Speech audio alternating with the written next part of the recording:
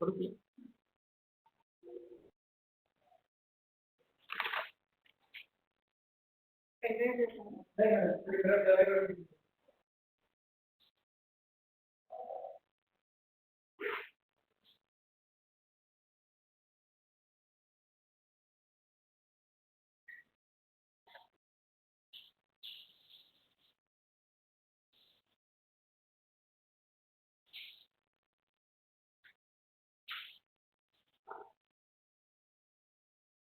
Hello,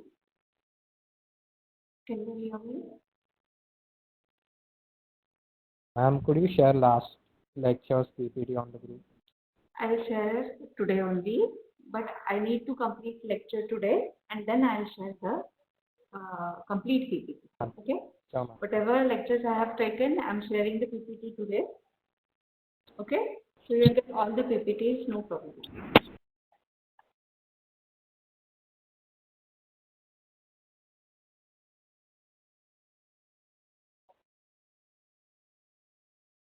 So today we are starting with the structure of antibodies. We have seen on gross what antibody is. You can see in the slide. This is the general structure of antibody, which has two heavy chains which are on inner side. You can see them colored as the pink and purple, and the two light chains which are on outer side, which are colored lemon yellow and green. Okay. The amino terminals of these chains are called as variable regions, and they bind to the particular antigen. Okay.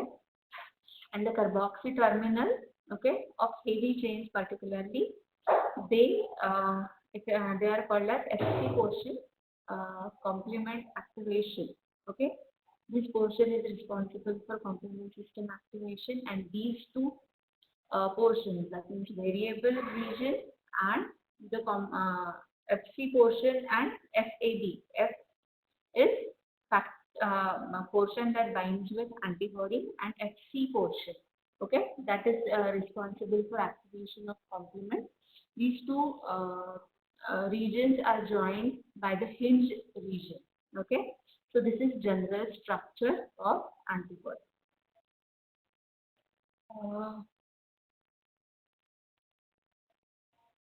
See, this is the structure of antibody.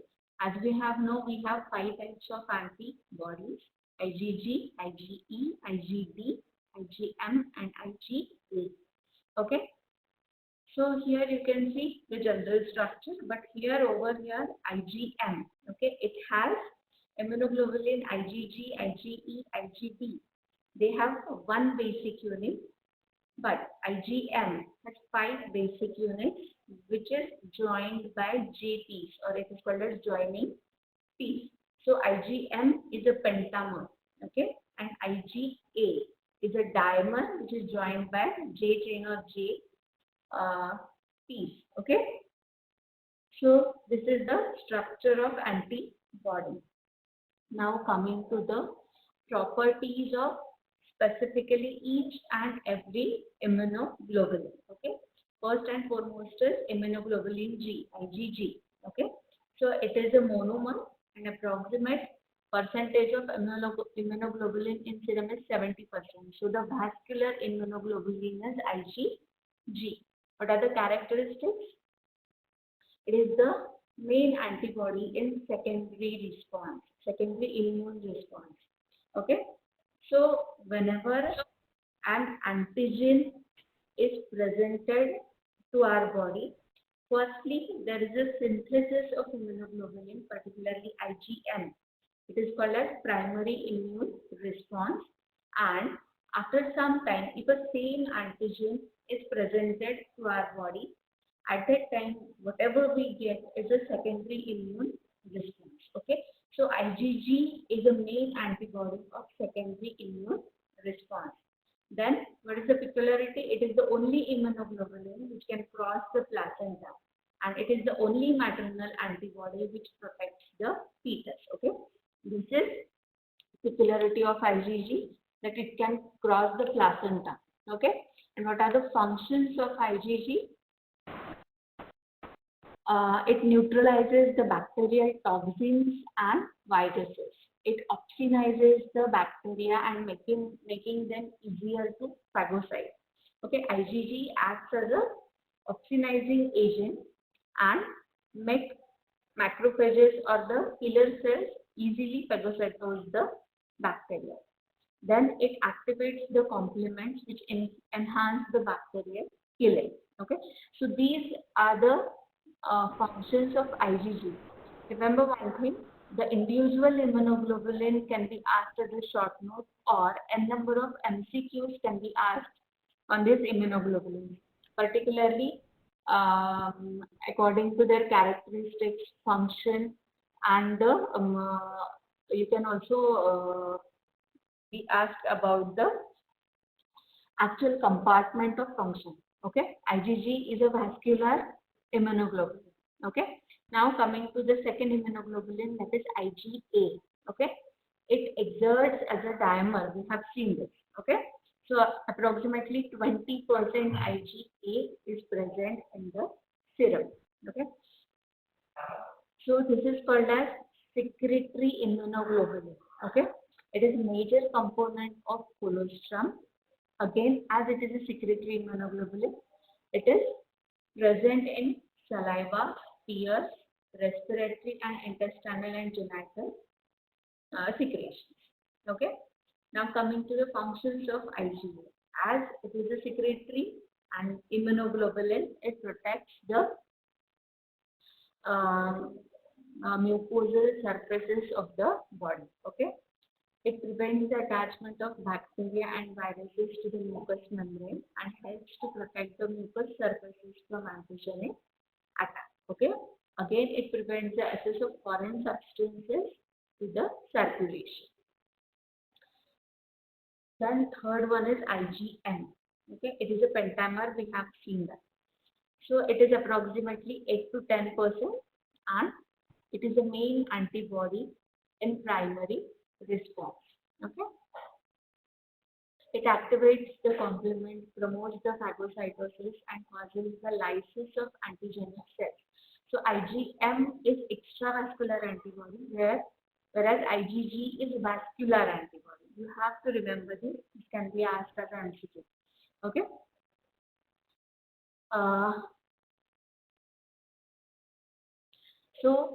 Again, it acts as an antigen receptor on the surface of beta lymphocytes.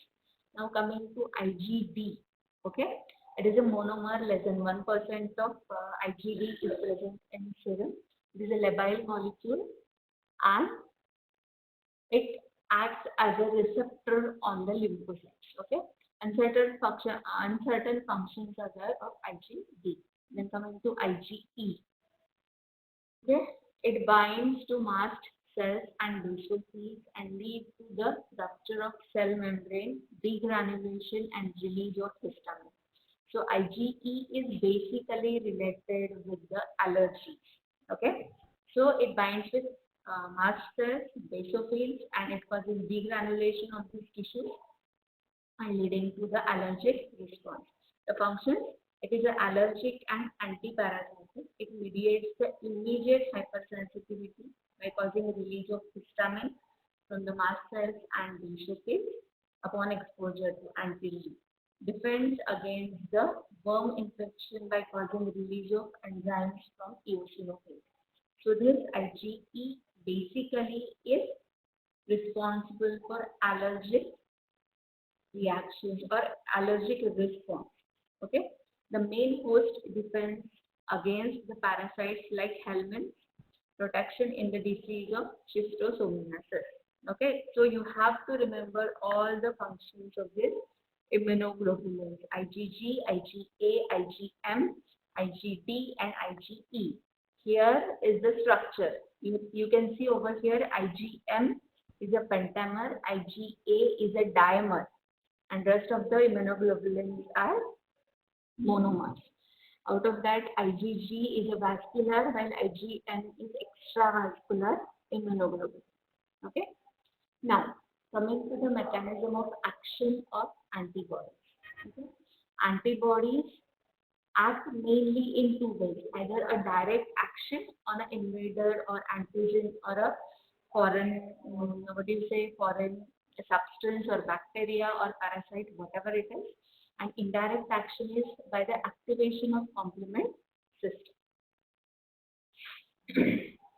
Coming to the direct action, because of bivalent nature of antibodies, antibodies can inactivate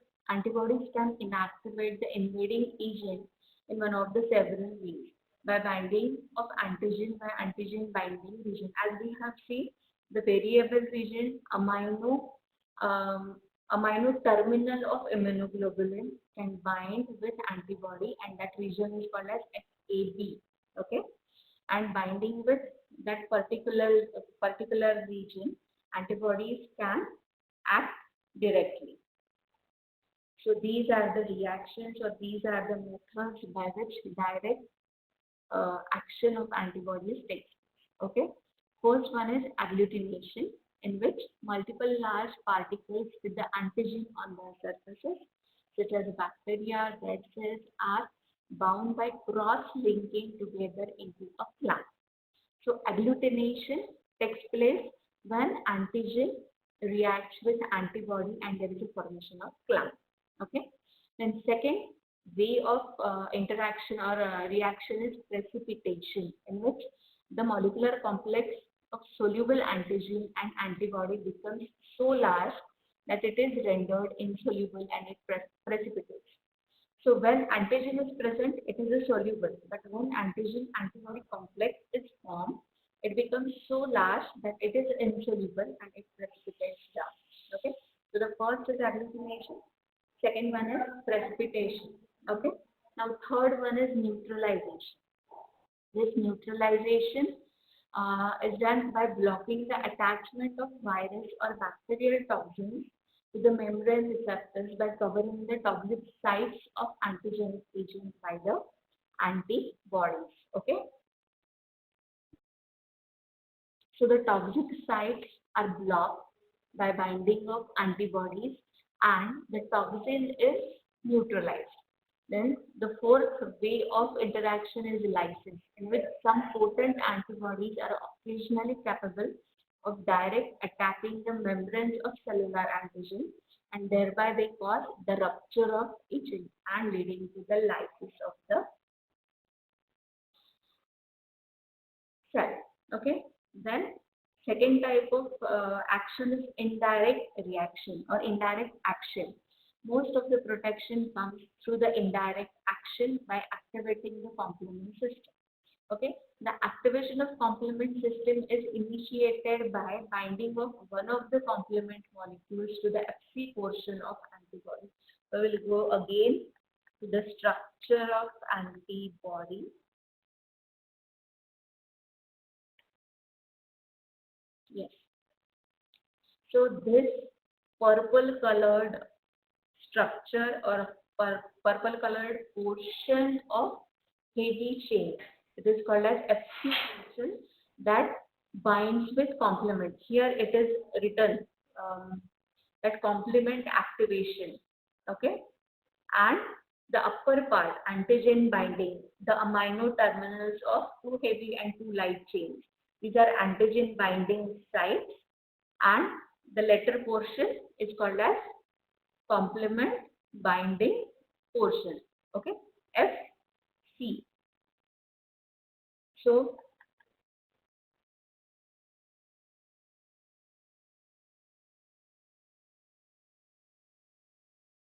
yes. Now coming to the development of T lymphocytes, we have seen this in earlier part, but again in detail we will go through this. The T lymphocytes are derived from the stem cells of the embryo. The stem cells themselves are incapable of forming directly activated T lymphocytes. Okay, so these stem cells are basically these are present in bone marrow, and thymocytes or pro-T cells are formed in the bone marrow, and from the bone marrow they are transferred to the thymus, and the further maturation of T cells take place in the thymus. In the thymus gland, they divide rapidly to form immature T cells. At the same time, they develop extreme diversity of reacting against the different specific antigens. These different types of pre-processed T lymphocytes then leave the thymus and then distributed via blood throughout the body, and they are stored in the secondary lymphoid tissue everywhere. Okay, so the immature T cells, they are developed, uh, pro T cells, they are developed in the bone marrow. Then they divide in the thymus and they form immature T cells, and then differentiated and processed T lymphocytes. They are distributed to the various secondary lymphoid tissue throughout the body by the blood. The millions of specific T lymphocytes are stored in the lymphoid tissue. When the specific antigens come in contact with T lymphocytes in the lymphoid tissue, the specific T lymphocyte becomes activated to form activated mature T cells. Okay, so the T cells are then distributed throughout the body, and they are called as killer T cells also. The major types of T cells are CD4 cells, they are called as helper cells. CD8 cells, they are called as cytotoxic cells. Then killer T cells. Now, this is in detail. Pay attention over here. The role of helper T cells. Okay. As their name implies, they help in the functions of immune system by several ways. The activation of helper T cell causes it to release number of proteins called lymphokines, cytokines, or specifically interleukins. So the most important role of helper T cells is to secrete various proteins which are called as interleukins. Okay, and these interleukins give stimulatory signal that stimulate the activity of macrophages, killer T cells, and B cells. Okay, so the helper T cells secrete interleukins which give stimulatory signals to the macrophages, killer T cells, and B cells. Okay. Now, the helper T cells express T cell receptor, that is TCR, that recognizes the antigen-bound class 2 major histocompatibility molecules. Helper T cells have no cytotoxic activity. They do not kill the infected cells, or they do not clear the pathogens directly. You have to take a note of it. These helper T cells do not directly act on the pathogen. They instead control the immune response to lymphokines by directing other cells to perform their tasks. Okay. So the helper T cells are the masterminds which bring out the immune reaction. Lymphokines act as a regulator of immune functions by acting on other cells of the immune system and bone marrow, and help determine which type of immune responses the body will take against particular pathogen. Either it is a cell-mediated or humoral response to a particular pathogen that will be decided by the lymphokines, in turn by the helper T cell. Okay, the absence of them or the absence of lymphokines, the immune system is almost paralyzed. See over here, it is a flow chart that is self-explanatory for the functions or actions of helper T cell. Okay, when antigen is presented to helper T cell, it causes secretions of various biomolecules which are called as lymphokines, interleukins, etc. Okay, the lymphokine, firstly, it causes feedback stimulation of helper T cells, so that more and more helper T cells are activated. Okay, these lymphokines or interleukins again cause activation of macrophages.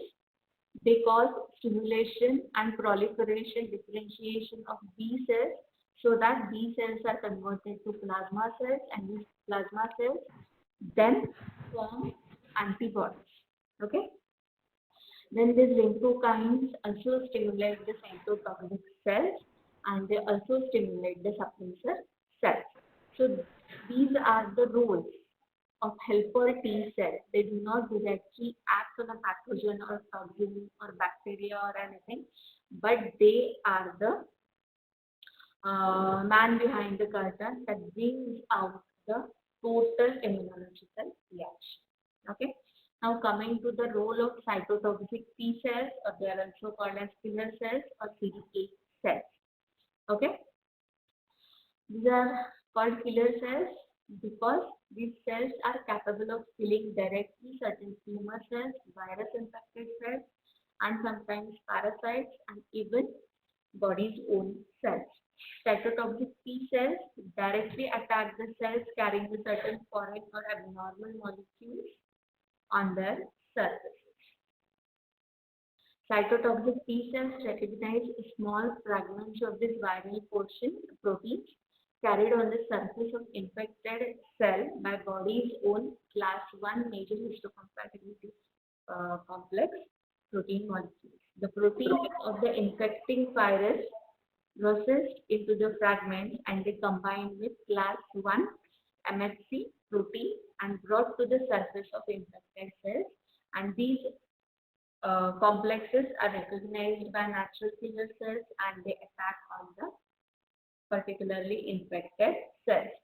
So the recognition of this MHC, that is major histocompatibility complex, antigen complex, it is aided by CD8 cell receptors on the killer T cells. Okay, this all thing is shown in flowchart that will be more easy to remember. Okay, after binding the killer T cell, it secretes the hole forming protein which is called as perforin.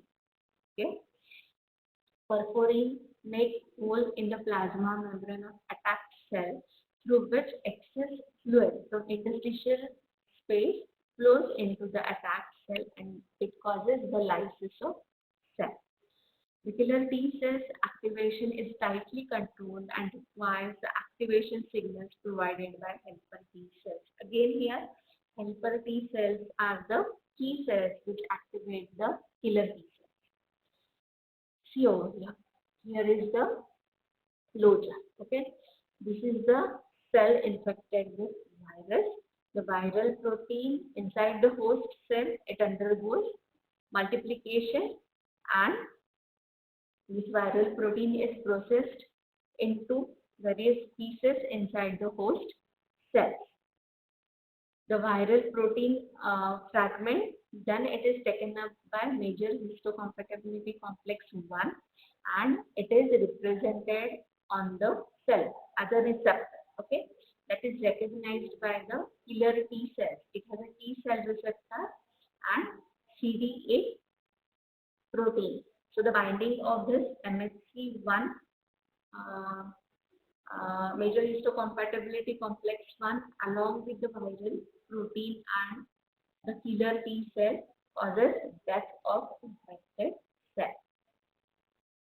Now coming to the role of suppressor cell. As the name implies, they are capable of suppressing the function of both cytotoxic T cells and the helper T cells.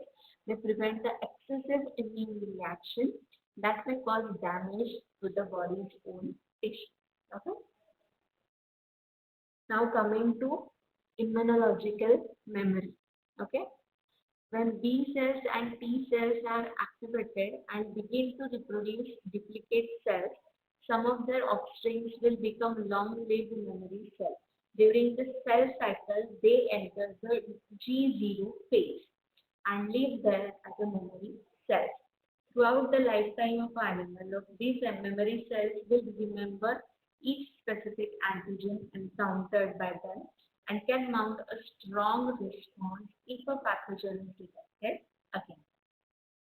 This is the adapter because it occurs during the lifetime of an individual as an adaptation to infection with the pathogen and prepares the immune system for the future challenges. Okay. The immunological memory is the ability to remember the foreign substance previously encountered and react again promptly if the pathogen is detected again. Okay.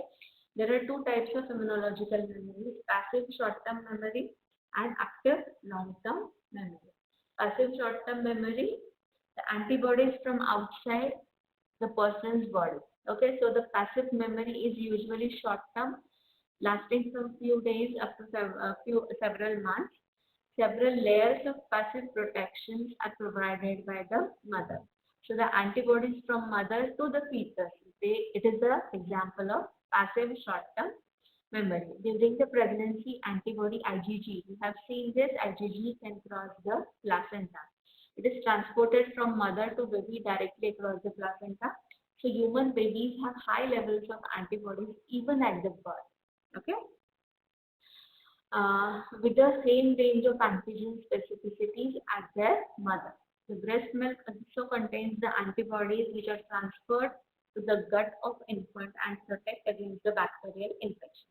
Okay, so IgA, it is present in colostrum, and again it is an example of passive short-term immunity. Now coming to active long-term memory. Long-term active memory, it is acquired following infection by activation of B and T cells.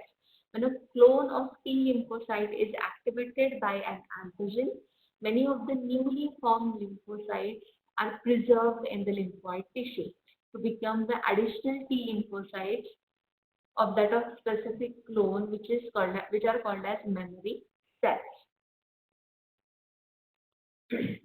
These memory cells even spread throughout the lymphoid tissue of the entire body.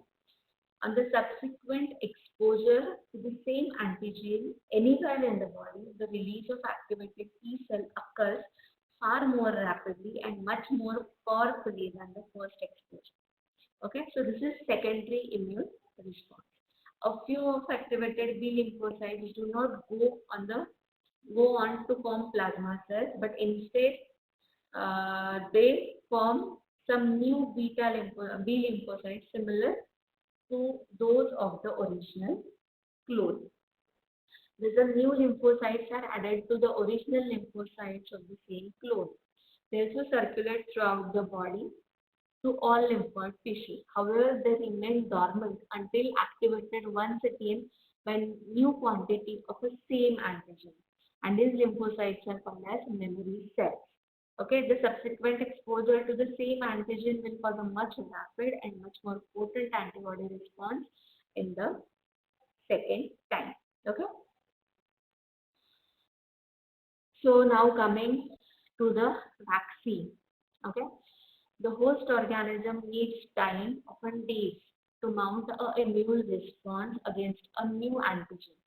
But if memory cells are present they permit a rapid response to pathogen previously encountered.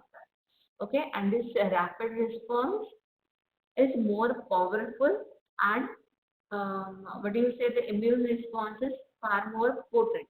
Okay, so the active immunity can be generated artificially through the vaccine. The principle behind vaccination, which is also called as immunization, is to introduce an antigen from a pathogen in order to stimulate the immune system and develop a specific immunity against that particular pathogen without causing disease associated with that particular organism. Okay, the vaccines improve the immunity against the particular disease. It mimics the pathogen and produces the antibody and thereby immunity.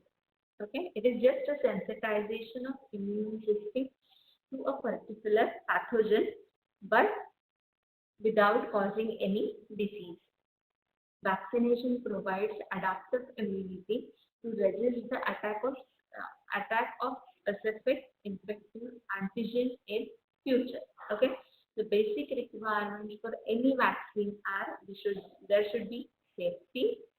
They should induce, or a vaccine should induce correct type of immunity, and it should be affordable. Okay. The active component of vaccine that is responsible to protect against the particular viral bacterial infection can often consist of many forms. Okay, so the forms of vaccines over here. Killed or inactivated vaccine. It contains the pathogen that has been rendered harmless by the treatment with various chemicals or the high heat. So the physical proteins or binding proteins of that particular pathogen are taken as an antigen, but this particular pathogen is not harmful, but the immunity is developed against that particular pathogen. Then coming to live attenuated or weakened vaccines. The vaccines, these are particularly viral vaccines which are attenuated. That means the virus is rendered weak, so it cannot cause the disease. Okay, it contains live pathogens that have accumulated mutations so that they are no longer virulent to human cells, so they cannot cause the disease. These vaccines are most commonly generated by rapid reinfection of the pathogen in cultured cells until its virulence is lost. Now coming to the subunit vaccine, it means some portion, physical portion of a pathogen is used as an antigen. It contains a purified protein component of a pathogen.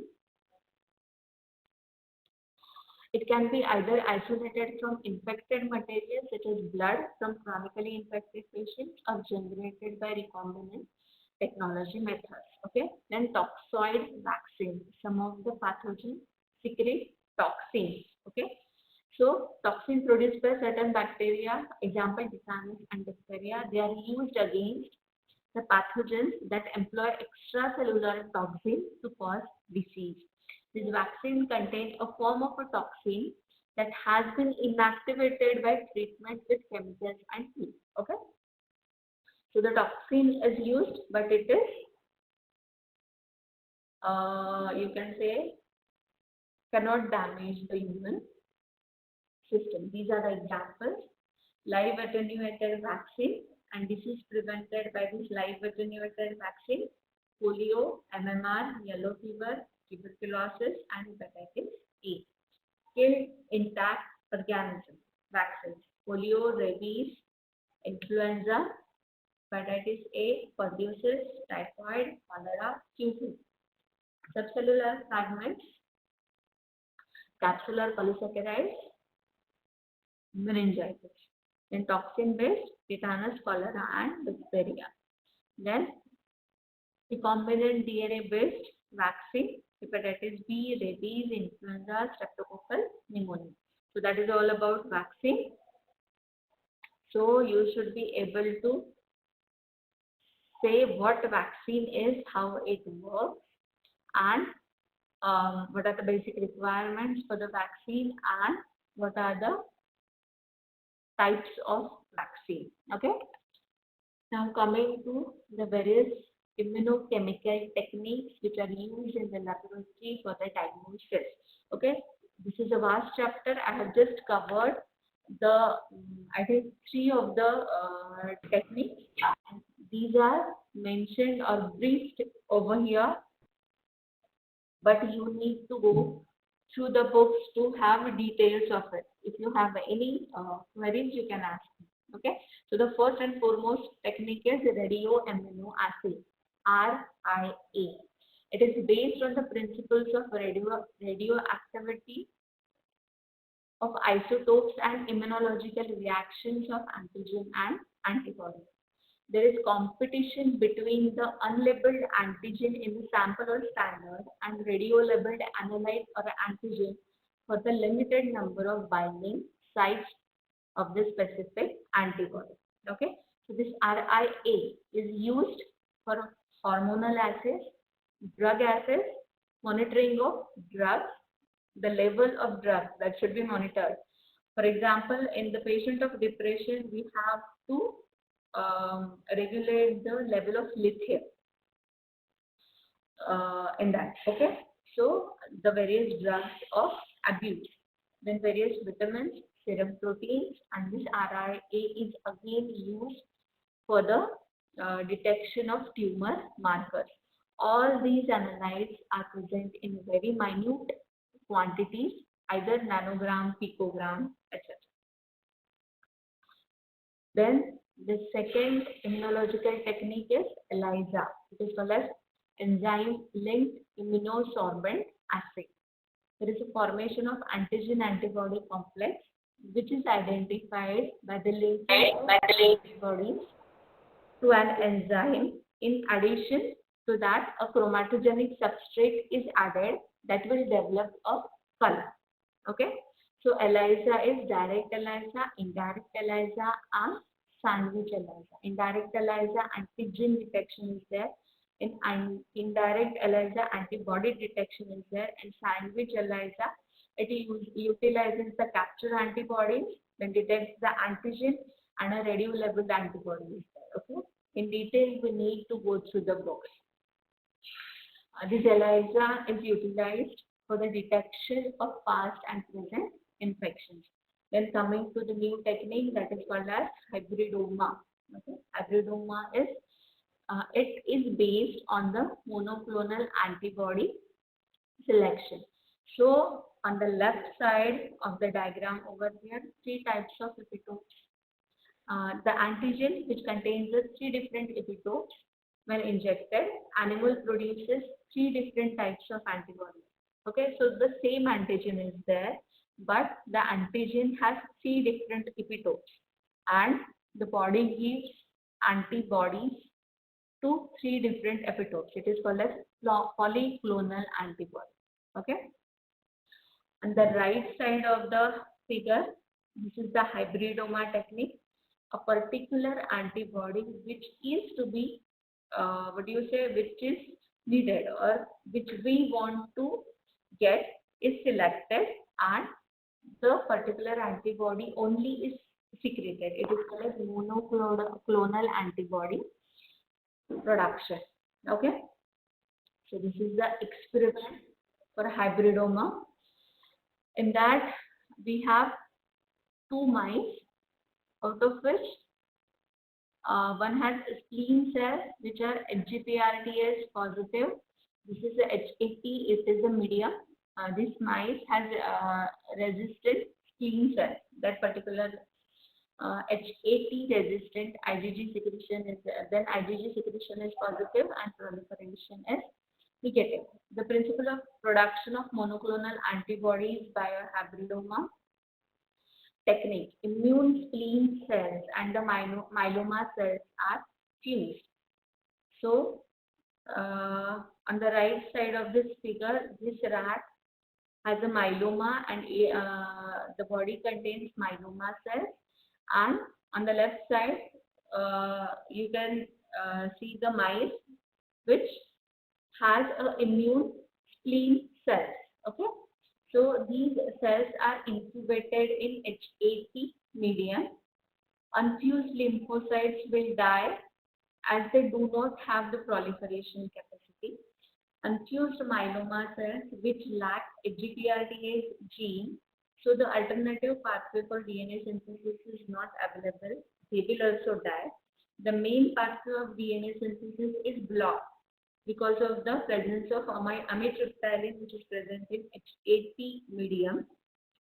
So the unfused myeloma cells will also die. Then the only cells which survive is the fused cells. Okay.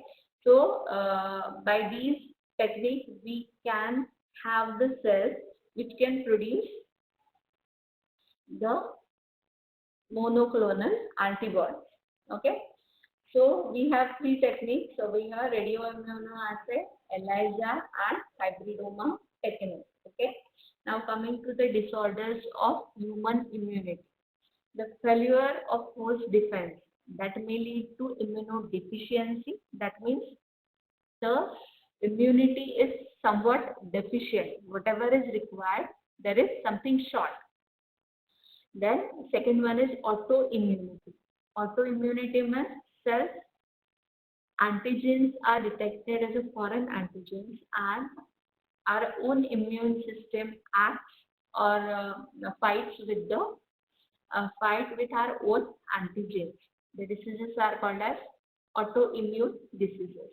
And if the excessive immune reaction or response is given to particular antigen, that will lead to hypersensitivity reactions. Okay. So this immunodeficiency occurs when one or more components of immune system is inactive. In developed countries, obesity, alcoholism, drug use are the common causes of the poor immune function. However, malnutrition is the most common cause of immunodeficiency in developing countries like India. So this is autoimmunity. Failure to differentiate host cells from foreign invader can trigger the autoimmune response in which body's immune system attacks its own tissues and organs. Resulting damage may be cumulative, such as occurs in rheumatoid arthritis, multiple sclerosis, or acute as such, complete obstruction of pancreatic islets that occurs in type 1 of diabetes mellitus. Okay, so this is autoimmunity. This is the list of autoimmune disorders, organ-specific autoimmune diseases. Pernicious anemia, hemolytic anemia, thrombocytopenia, autoimmune hepatitis, Hashimoto's thyroiditis, Graves' disease, insulin-dependent diabetes mellitus, multiple sclerosis. These are the organ-specific autoimmune disorders. When coming to the systemic autoimmune disorders, SLE, rheumatoid arthritis, Ritter syndrome, inflammatory myopathy. Okay, so that is all about immunochemistry.